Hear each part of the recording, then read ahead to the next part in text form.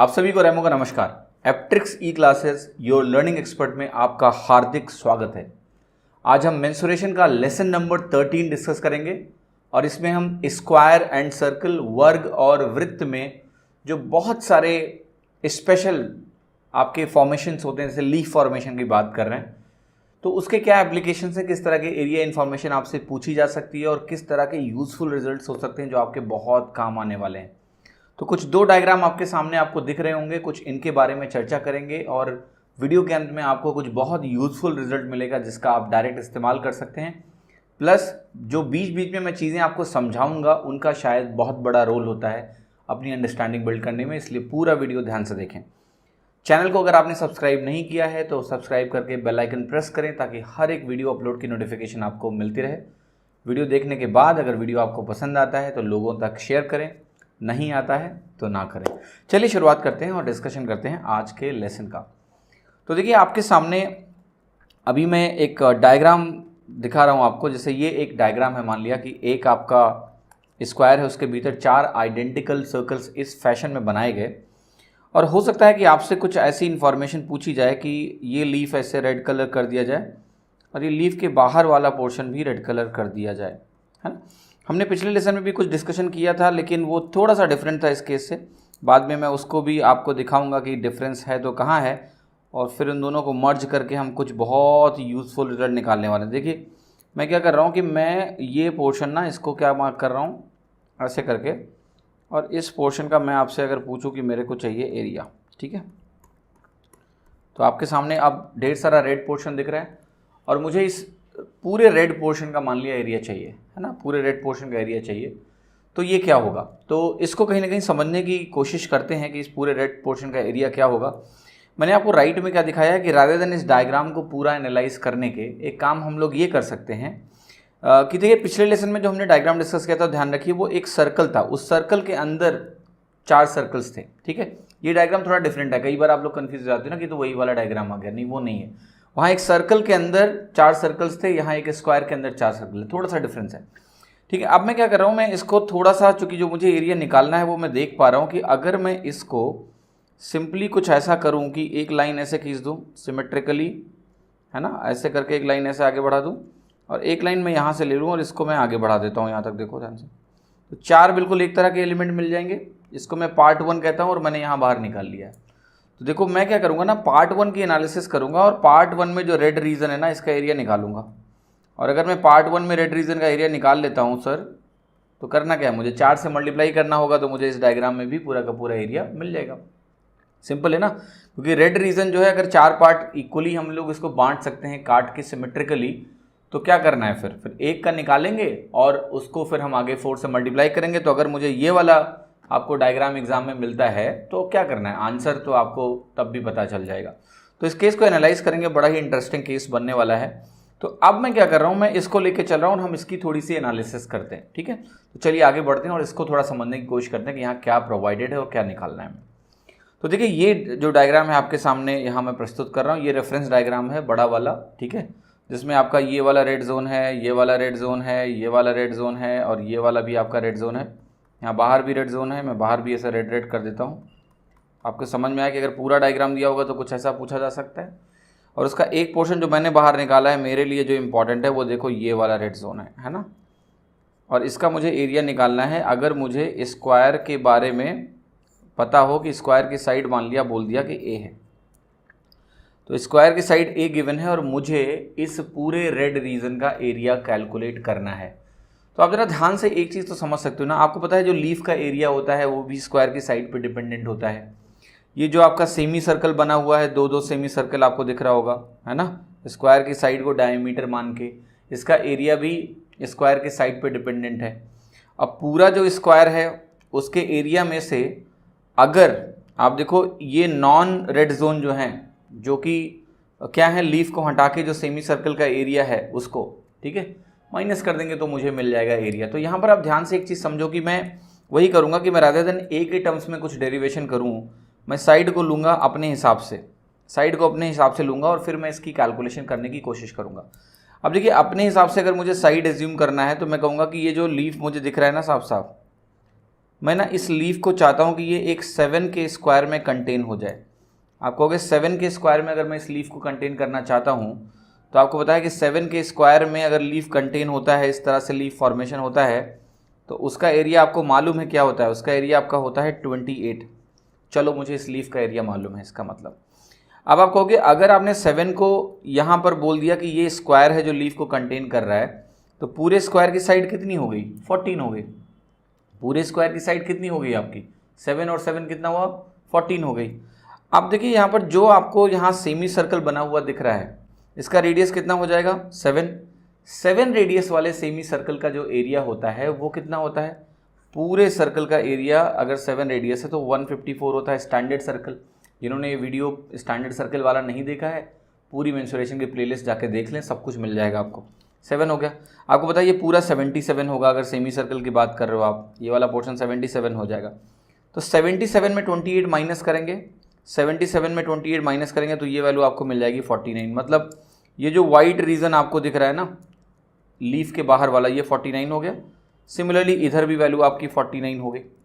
अब देखो आप कहोगे इधर 49 हो गया, इधर 49 हो गया और ये 28 है और स्क्वायर का साइड अगर 14 है तो पूरे स्क्वायर का एरिया तो मुझे पता है 14 स्क्वायर यानी 196 के बराबर होगा। तो अगर ये 196 के बराबर है तो मैं कहूँगा ये बताओ अब कितना है, तो आप कहोगे ये 196 में से माइनस करते हैं। तो देखिए ध्यान से यहाँ पर 49 आपका कितना हो गया? 49 आपका 98 हुआ। 98 प्लस 28 आपने निकाला 126 आया और 126 तो ये वैल्यू आपको दिख रही है कितना हो जाएगा? 70। तो इसका एरिया मुझे दिख गया कि 70 है। ठीक है, अब जरा आप एक ध्यान से एक ऑब्जर्वेशन करो, अगर आप जरा देखो ध्यान से कि ये जो ब्लैक है 49 और 49 इनका सम कितना है? 98। ठीक है, 98 क्या है? 196 का आधा है, 196 का आधा है। तो अगर आप सिर्फ ये ब्लैक देख लेते ना 49 कितना हो गया? 98। तो नॉन रेड जोन जो है ना वो 98 हो गया, 196 का आधा। तो पूरा रेड जोन क्या होगा? पूरा रेड जोन जो होगा वो 196 का आधा ये भी होगा, आधा आधा ही पूरा बनता है। तो रेड जोन का जो एरिया देखिए यहाँ बहुत एक इंटरेस्टिंग चीज़ आपको पता चल रही है कि ये जो रेड जोन का मैंने एरिया निकाला, मतलब आप ऐसे समझ सकते हो कि इसको ऐसे समझ सकते हो कि ये जो एरिया आपने यहाँ लिखा हुआ है, ये जो एरिया आपको दिख रहा है, ये पूरे स्क्वायर के एरिया का 1/4 है। ठीक है, यहाँ ये भी पूरे स्क्वायर के एरिया का 1/4 है और इन दोनों का जो सम होगा ये 1/4 आपका कितना हो गया? ये आपको मिला देगा हाफ एरिया। और ये जो लीफ है प्लस ये जो रेड जोन, जो टोटल रेड जोन निकालना है, ये पूरे स्क्वायर का हाफ एरिया होगा। ये एक बहुत इंटरेस्टिंग ऑब्जर्वेशन है कि ये जो मैंने रेड जोन आपके सामने प्लॉट किया है, जो रेड जोन मुझे निकालना था, ये रेड जोन का जो टोटल एरिया है वो मैंने अब निकाला तो अपनी वैल्यू 7 के लिए, बट ये हर वैल्यू के लिए करेक्ट होगा क्योंकि आपको पता है साइड पे ही डिपेंडेंट होता है एरिया। वो आप ए लेके चलोगे तो भी यही मिलेगा। तो ये रेड जोन का जो एरिया है, जो आपका ये वाला शेप लेके आ रहा है, जिसमें आपका एक लीफ भी है, मैं इसको बनाने की कोशिश करता हूँ ताकि आपको क्लियर रहे कि मैं किसकी बात कर रहा हूँ। ठीक है, ये कहीं ना कहीं आपका लीफ भी है ऐसे करके, और ये फिर आपका स्क्वायर का शेप है इधर। ठीक है, कुछ ऐसा है।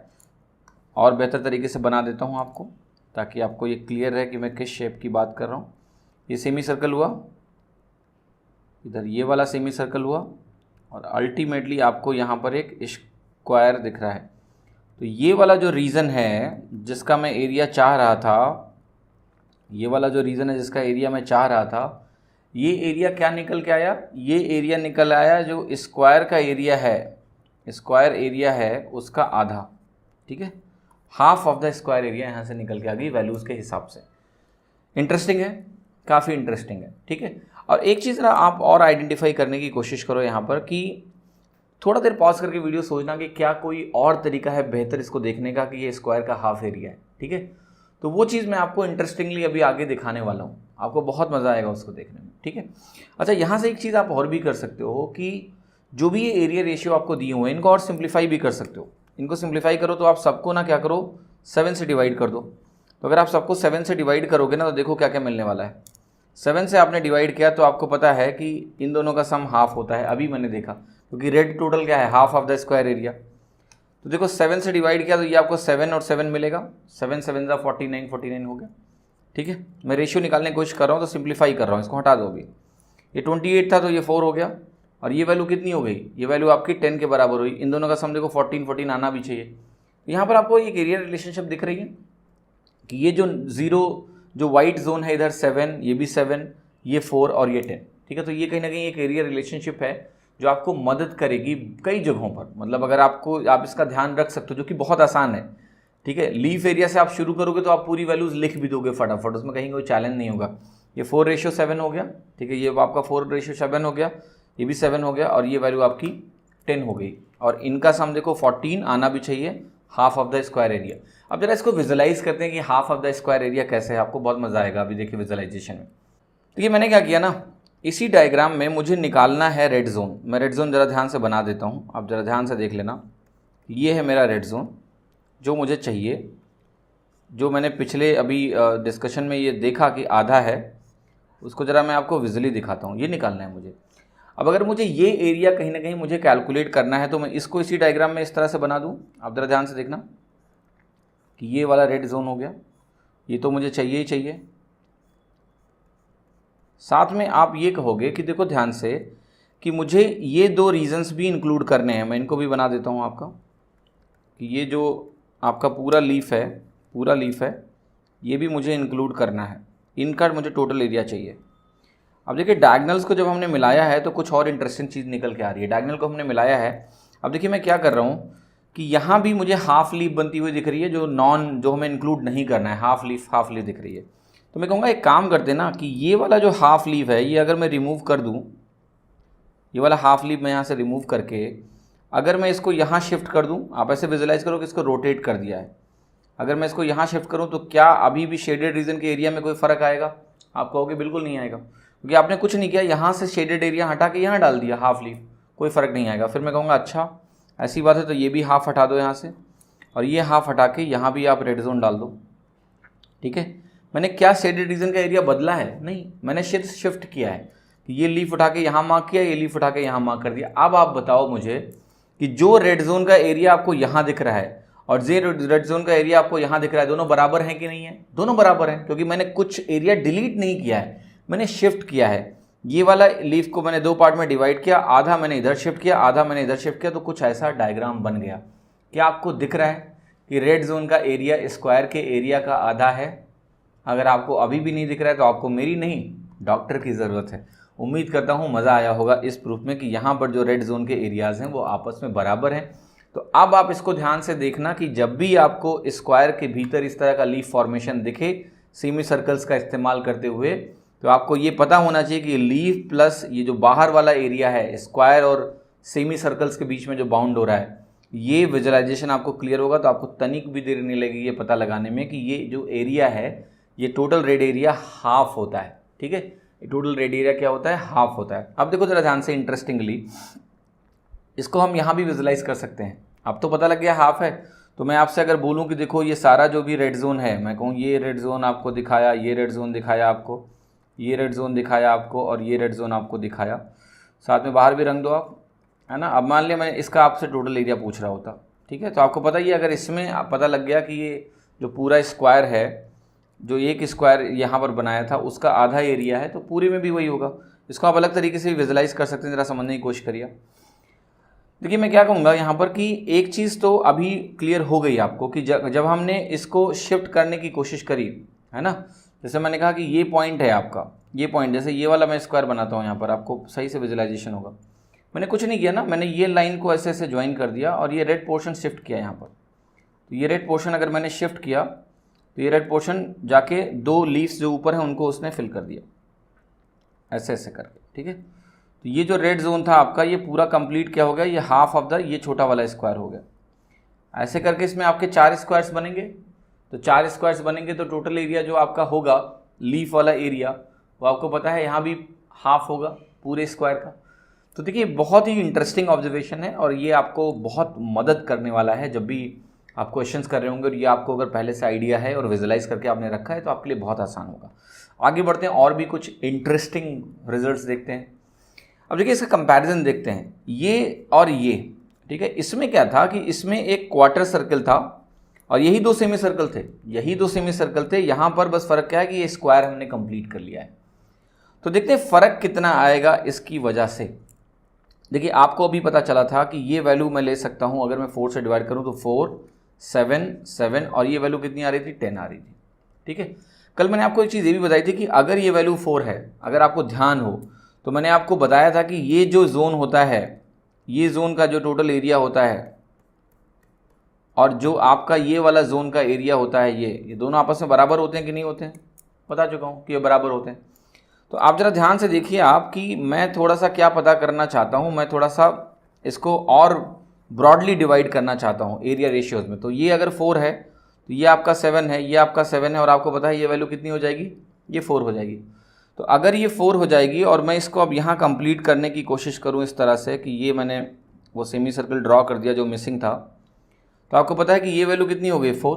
और ये वैल्यू अगर 4 हो गई तो जो बाकी का बचा पोर्शन है, ठीक है, टोटल मुझे 10 चाहिए था, तो ये वैल्यू कितनी हो गई? 6 हो गई, राइट। आप देखो इसमें कितना इंटरेस्टिंग जो आपका लीफ फॉर्मेशन हो रहा है, लीफ फॉर्मेशन के बाद आपके पास जितने एरियाज लिखे हुए हैं सामने, उनका ब्यूटीफुल रेशियो ऑफ एरियाज मैंने यहाँ पर रिप्रेजेंट कर दिया है कि इसका रेशियो है 4, इसके बाहर ये सेमी सर्कल का जो पोर्शन बचा वो 7, ये भी कितना 7, ये तो आपको पता ही है ये इसके बराबर होता है 4, और साथ में आपको ये पता है कि ये 7 + 7 कितना होता है? 14। तो ये अगर 4 है तो ये टोटल कितना होना चाहिए? 10 होना चाहिए, तभी 14 आएगा, जिसमें ये मुझे पहले से मालूम है कि अगर ये क्वार्टर सर्कल है तो ये 4 और 4 आपस में बराबर होते हैं, तो ये 6 होना चाहिए, ठीक है। कितना इंटरेस्टिंग है। और आप ज़रा इसको देखोगे ध्यान से, ये चीज़ और भी तरीके से वेरीफाई हो सकती है आपको। इवन अगर ध्यान हो तो मैं आपको स्टैंडर्ड वैल्यू से मैं ये भी बता चुका हूँ पहले कि अगर ये क्वार्टर सर्कल है तो ये एरिया कितना होता है ना। तो ये चीज़ भी आप डायरेक्टली लिख सकते हो, उसमें कोई चैलेंज नहीं है। बट ये बेहतर देखो तरीका है कि ये जो फाइनल रिजल्ट हमारे सामने निकल के आ रहा है, जिसमें आपको एक एरिया रेशियो प्रोवाइड किया जा रहा है सारे कंपोनेंट का, ये आपकी लाइफ कितना आसान बना देगा आप सोच भी नहीं सकते हो। कि एग्जाम में अगर आपको किसी भी पोर्शन का एरिया दिया हुआ है और आपसे किसी भी चीज़ का एरिया पूछ रहे हैं, मान लिया उन्होंने एग्जाम में आपको उठा के ये वाला एरिया दे दिया, इसको रेड जोन बना के उन्होंने ये वाला एरिया दे दिया और बोला कि बताओ टोटल एरिया कितना है स्क्वायर का। फॉर एग्जाम्पल समझाता हूँ मैं आपको एक एग्जांपल दे रहा हूँ कि मैंने बोला कि आपको कि ये वाला एरिया एग्जाम में मान लिया आपको प्रोवाइड कर दिया गया, ठीक है। ये जो रेड जोन मैंने आपके सामने बनाया है ना, कि इस रेड जोन का एरिया मान लिया मैंने कहा कि 60 स्क्वायर सेंटीमीटर्स है या स्क्वायर मीटर्स है, और मैं आपसे ये जानना चाहता हूँ कि बता दो पूरे स्क्वायर का एरिया क्या है, ठीक है। तो अब यही चीज़ आपको दिमाग में लेके आनी है तुरंत ही कि भाई ये 4 ये 7, और इसको रटना नहीं, बस समझना। आपको पता है ये 7 7 + 3 है, ये 4 होता है, तो ये वाला पोर्शन आपका 4 हो जाता है, और बाहर वाला पोर्शन क्योंकि सम 14 होना चाहिए इसका, तो ये वैल्यू आपको मालूम है कितनी होगी? ये वैल्यू आपकी हो जाएगी 6। आपको पता है इतना भी करने की ज़रूरत थी नहीं। आपको अगर 477 मालूम है, आपको 477 मालूम है, तो आपको पता है कि ये भी 4 के बराबर होता है, और स्क्वायर का एरिया क्या होगा? 7 + 7, अगर ये 14 है तो इसका डबल होगा, 28 को करिस्पॉन्ड करेगा। तो आप कहोगे 4 अगर करिस्पॉन्ड कर रहा है 60 स्क्वायर मीटर को, तो अगर टोटल स्क्वायर का एरिया मुझे निकालना है तो मुझे निकालना है 14 किसको करिस्पॉन्ड करेगा? यही आंसर हो गया। 14 या 28? 28 एक्चुअली, बिकॉज 14 तो इन दोनों का ही सम है, टोटल आपका 28 हो जाएगा। 28 किसको करिस्पॉन्ड करेगा? 7 टाइम्स करोगे आप 420 स्क्वायर मीटर्स, ठीक है। इतनी चीज़ें आसान है, आपको वो कुछ भी दे सकते हैं और आपसे कोई भी करस्पॉन्डिंग एरिया पूछ सकते हैं और आपको बिल्कुल मुश्किल नहीं होगी निकालने में। फॉर एग्जांपल मैं आपको एक और चीज़ दिखाने की जैसे कोशिश करूं, मान लिया कि लेट से कि ये सेमी सर्कल आपको मैंने ड्रॉ करके दिखा दिया है ना, और मैं आपको बोलूं कि ये वाला एरिया मुझे दिया है 30, है ना। मैं इसको ब्लू कलर से मार्क करूँगा, या लेट से रेड कलर से ही मार्क करते हैं। ये वाला एरिया आपको 30 प्रोवाइड कर दिया गया, और मैं आपसे पूछूं कि मुझे बता दो लीफ का एरिया क्या है ना, लीफ का एरिया क्या है। तो आपको रेशियो अगर एरिया का पता है कि भाई ये 6 होता है तो ये 4 होता है, ये 4 होता है, ठीक है। तो अगर 6 30 को करिस्पॉन्ड कर रहा है तो 1 5 को करिस्पॉन्ड करेगा, तो 4 किसको करिस्पॉन्ड करेगा? आपका 20 स्क्वायर मीटर्स को, ठीक है। लीफ का एरिया आपने निकाल दिया, पूरे स्क्वायर का एरिया पूछते तो वो भी निकल जाता, ठीक है। तो सवाल ये ना कि ये जो अंडरस्टैंडिंग है एरियाज़ की, वरना आपको अगर पहले से विजुअलाइजेशन होगा नहीं, आपको आता भी नहीं कि एरियाज़ कैसे निकलते हैं, अलग अलग एरिया डिवीजन कैसे होते हैं, आपने मान लिया फॉर्मूले रट लिए जाके, वो ए स्क्वायर के टर्म में फॉर्मूले आते हैं सर, तो आपकी लाइफ कितनी मुश्किल हो जाएगी, बहुत मुश्किल हो जाएगी। तो मैं आपकी लाइफ को ही बार बार ये बोलता हूँ कि मैं आपके जीवन को ही सरल बनाने आया हूँ, ठीक है। चीज़ें अगर सही तरीके से सोचोगे, समझोगे, नंबर्स में के टर्म में अगर आप चीज़ें देखोगे तो आपको कुछ भी मुश्किल नहीं है। और ये चीज़ आप ना अभी खुद बैठ के ना जस्ट थोड़ा सा 1 मिनट लगाओगे ना, आपको स्टैंडर्ड वैल्यू से सारी वैल्यूज आप खुद ही लिख दोगे, ठीक है। तो ये ऐसा कुछ नहीं है कि इसको रटने की कहीं अलग से ज़रूरत है, आपको सब मालूम है ना। क्या नहीं मालूम है कि ये 28 होता है, अगर ये 7 हुआ तो ये 77 हुआ, तो ये 49 हो गया, ये दोनों आपस में बराबर होते हैं, और ये वैल्यू क्या हुई आपको पता ही है कि मैंने आपको बताया कि जो इसका टोटल होता है ना, इसके टोटल के बराबर होता है। सारे रेशियो आप लिख दोगे, सारे रेशियो लिख दोगे तो एग्जाम में इसका जब भी एप्लीकेशन आएगा तो आपको कोई तकलीफ नहीं होगी, आप आराम से आंसर मार्क करेंगे। तो उम्मीद करता हूँ आपको आज का वीडियो लेसन पसंद आया होगा। ज़्यादा से ज़्यादा लोगों को शेयर करें और इस मेंसुरेशन सीरीज़ के बारे में बताएं ताकि सब इसका फ़ायदा उठा सकें। और बाकी आपके लेसन आते रहेंगे और आपको मज़ेदार लर्निंग मिलती रहेगी। Thank you so much.